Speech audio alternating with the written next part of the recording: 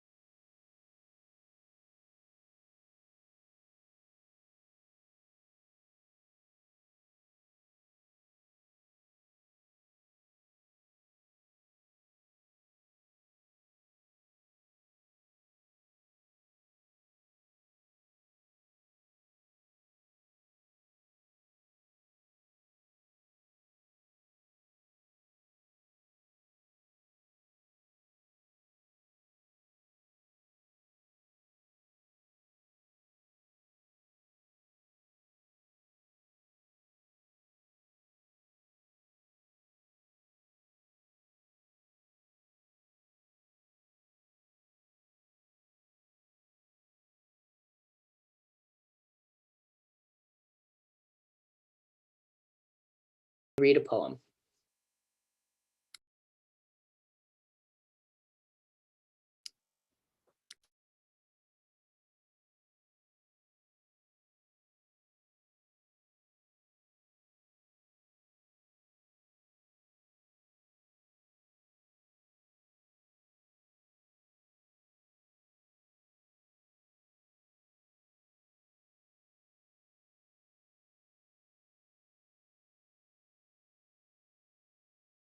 So I have to start over? Okay. Okay. When things go wrong, as they sometimes will, when the road you're trudging seems all uphill, when the funds are low and the debts are high, and you want to smile, but you have to sigh, when care is pressing you down a bit, rest if you must, but don't you quit. Life is queer with its twists and turns, as every one of us sometimes learns, and many a failure turns about when he might have won had he stuck it out. Don't give up though, the pace seems slow, you may succeed with another blow. Often the goal is nearer than it seems to a faint and fluttering man. Often the struggler has given up when he might have captured the victor's cup. And he learned too late when the night slipped down how close he was to the golden crown. Success is failure turned inside out, the silver tint of the clouds of doubt. And you never can tell how close you are. It may be near when it seems so far.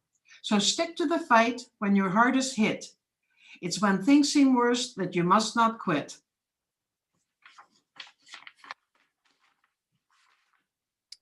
Thank you. We would now like to invite Kelly to share her story. All right. Hi, everyone. As it was said, my name's Kelly. Um, Now, usually every year I do these, and it's because I've lost many in my life due to HIV and AIDS. And, there was a lot of stigma back in the day. So with me, every year I get up and I speak at these, and, I usually speak about my mom or I speak about someone else. And well, you know, has to be a voice out there, and that's what mine is going to be, is the voice to fight the stigma towards HIV and AIDS, because it has changed so greatly in the last 50 years. I don't know if I should say greatly, but it's sure in the heck isn't how it used to be. There was a lot of ignorance, a lot of hatred, and discrimination, and that's not right, because like I say all the time, we are no different. Just because we live with HIV doesn't mean we're any different than the person that's HIV negative. um, you can live with HIV and AIDS for 20, 30 years, and that's the best thing about this medication now, because 30, 40, 50 years ago the medication was shit. It didn't get you farther in life, and you felt sick because the medication wasn't the right one for you. But now they have enough medication out there, they can put you on and see which one works best for you. And for myself, when I got finally put on medication 17 years ago, I've been undetectable for 15 years. So now I've learned a lot more. And the biggest thing that I have support with too is U equals U. Undetectable means untransmittable. And a lot of people ask, what does that mean? Well, what it means is our health right now being undetectable, we cannot transmit it to anybody, but you still have to take, you know, you still have to take precautions. Like, don't just say, oh, well, they're in. No, you still have to take precautions, because it's only safe. If you want to be safe, you want to make it through, then you have to do that. And I'm not able to see any questions, so I'm sorry. But like, to sit there and be able to do these every year and do a lot of speaking. I share about my life because of the fact that I'm not afraid to speak my mind. I'm not afraid to have the compassion and, show that there's stigma that's out there can go away. We just have to stick together and, make it through life and be able to show people the difference between now and the past, and what the future is going to bring. I want to see the future be with no discrimination on it at all. We've come so far, the medicals and everything like that, and having agencies that we can go to and feel comfortable at, and people that we can speak with, makes a big difference. And when you can sit there, like personally for myself, when I can sit there and talk about my life story, it's not helping just me, it's helping you have a better understanding of me, and a better understanding of what you know HIV is nowadays. It's nothing, it's not a death sentence anymore. There's a lot that's changed, and a lot that's going to continue to change. And as long as we can stick together and fight this and stand up for what's right, we can make it through it. And, I am grateful for Arch. I'm grateful for my doctor. I'm grateful for the members that I've met. I'm just grateful for everything. And I'm grateful for the support system I have. Because like, my mom was HIV and she became AIDS in 1998, died in 1999.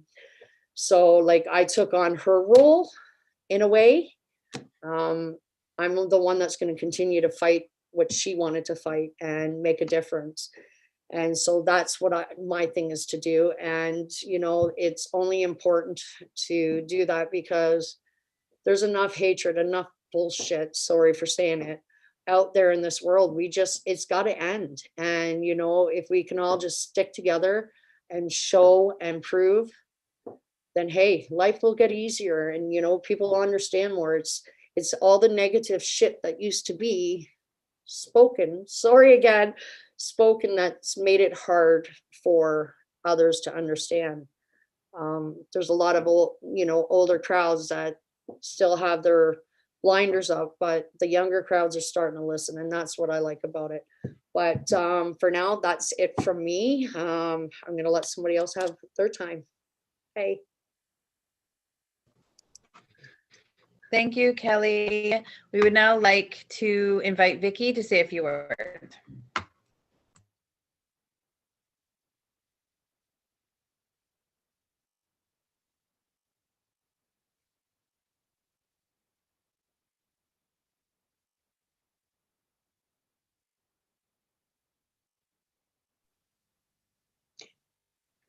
Hi, everybody. I just want to start off by saying that um, it's a good night. It's a little cold out there, but it's a nice night.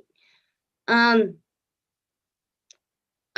came back this year to when I was first diagnosed, how tough it was and everything, and how when the COVID virus came out, how similar I felt in my life to when I was first diagnosed HIV.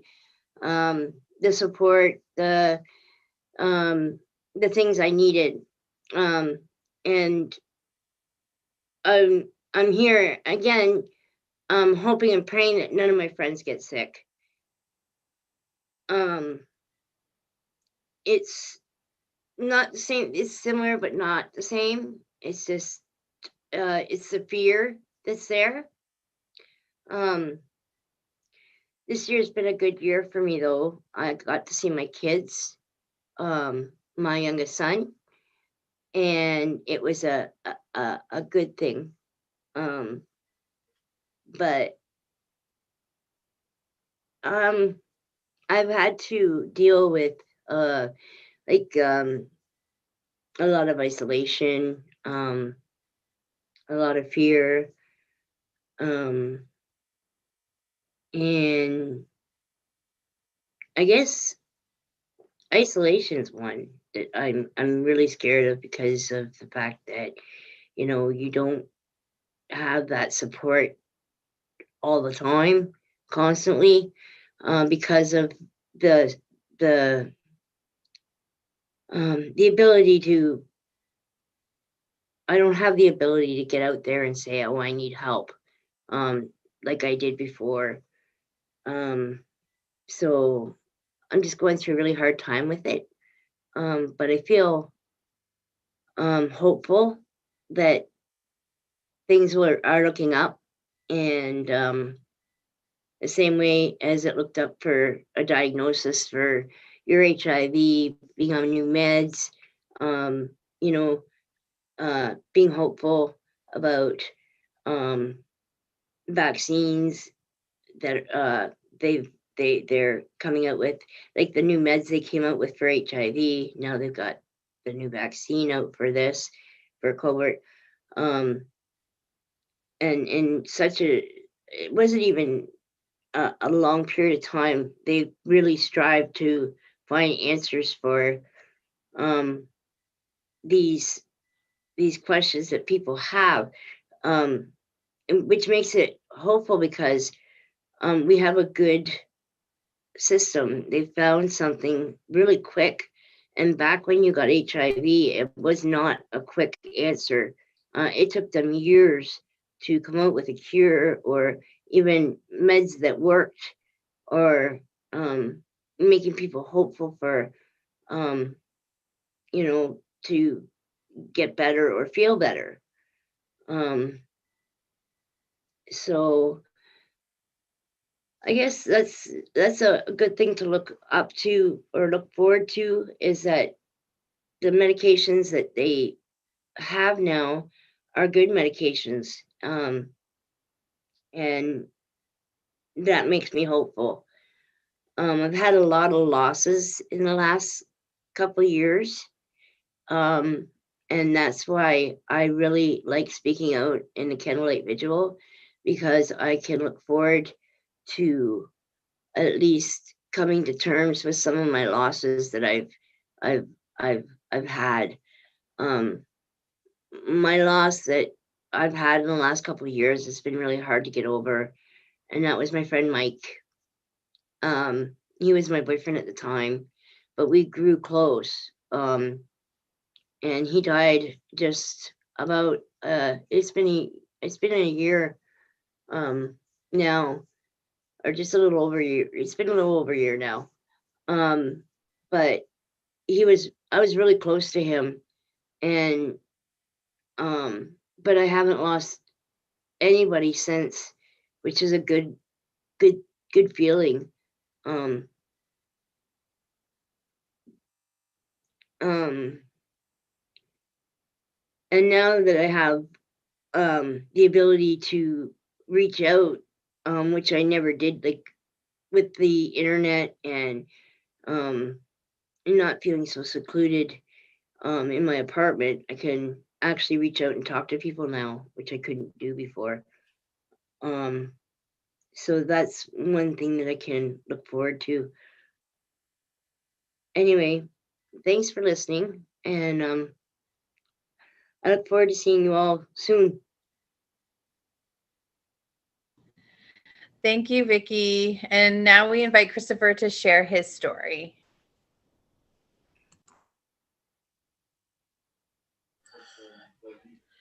Hello, everybody. How are you? Okay.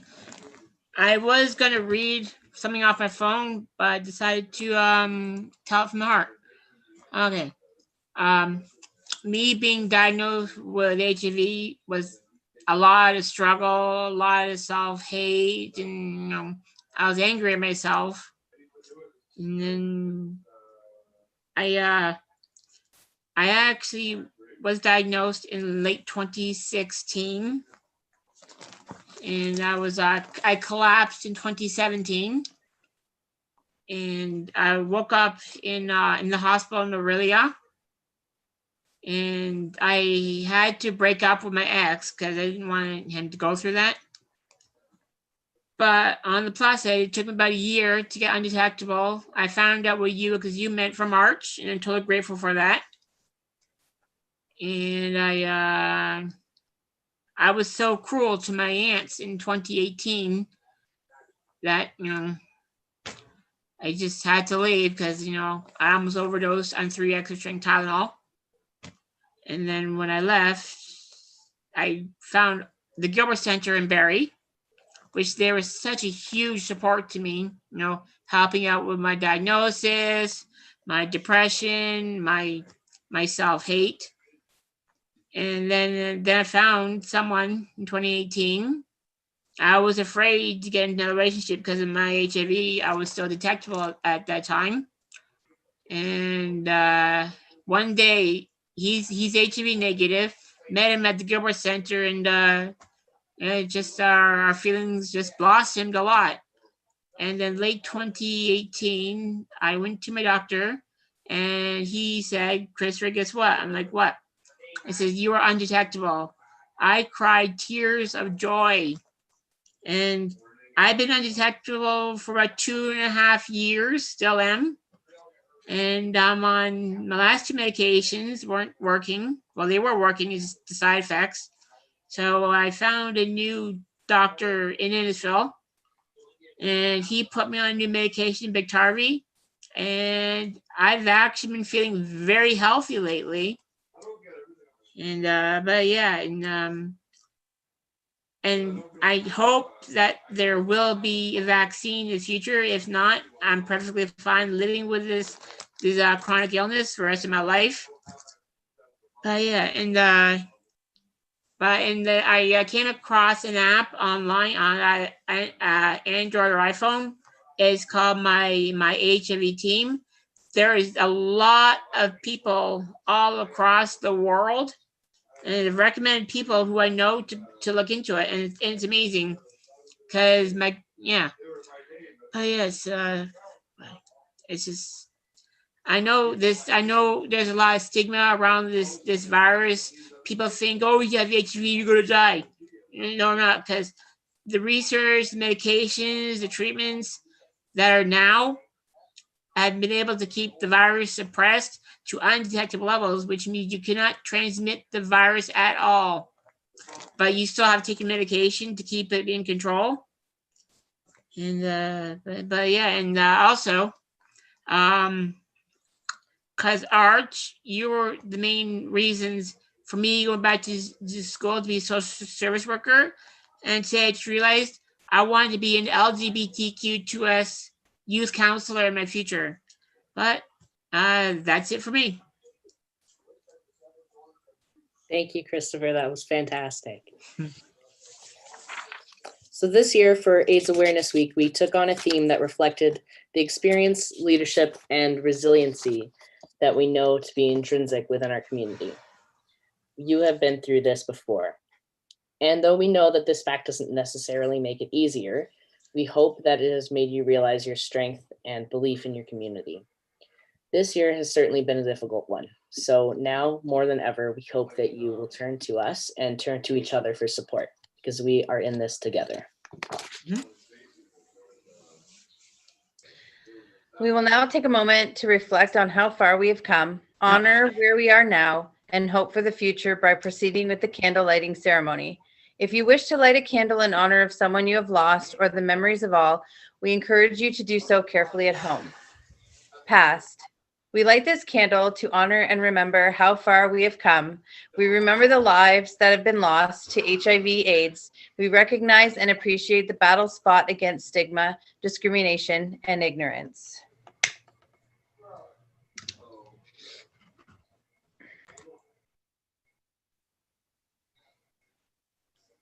Present. We light this candle to recognize our current triumphs and the resilience of those presently living with and affected by HIV and AIDS. We acknowledge the efforts made to prevent further HIV infection through research, advocacy, and support.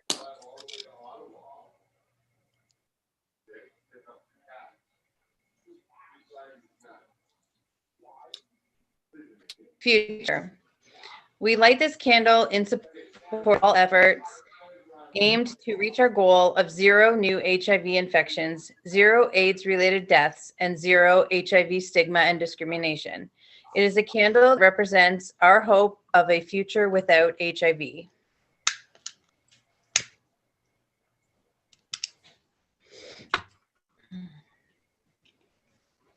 We will now be having a moment of silence to honor the memories of our loved ones and community members.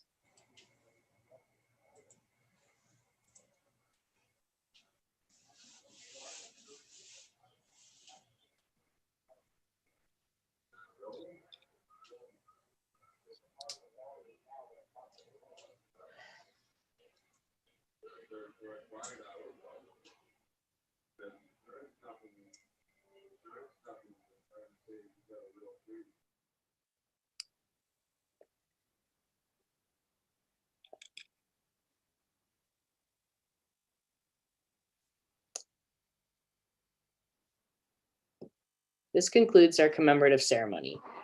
Thank you again to everyone who shared their stories with us, and thank you to those of you who have joined via YouTube and shared this time with us. If anyone would like to get in touch with us over the next few days, we'll be putting some information up on the screen after this. We'd love to hear more of your stories about yourself or loved ones who are living with HIV or anyone who you may have lost, and honor them with you. Thank you all for joining us today. And thank you to our 4 guest speakers, Iris, Vicky, Kelly, and Christopher.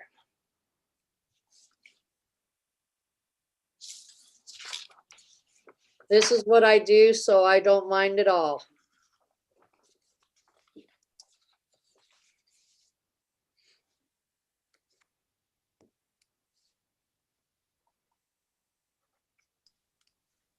Okay, why did I? Sure.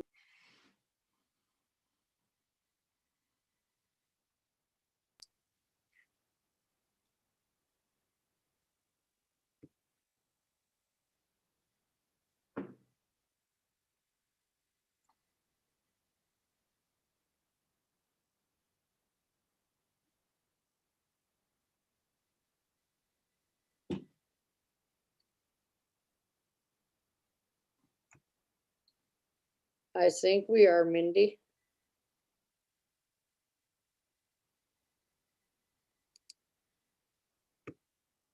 Are we done, guys?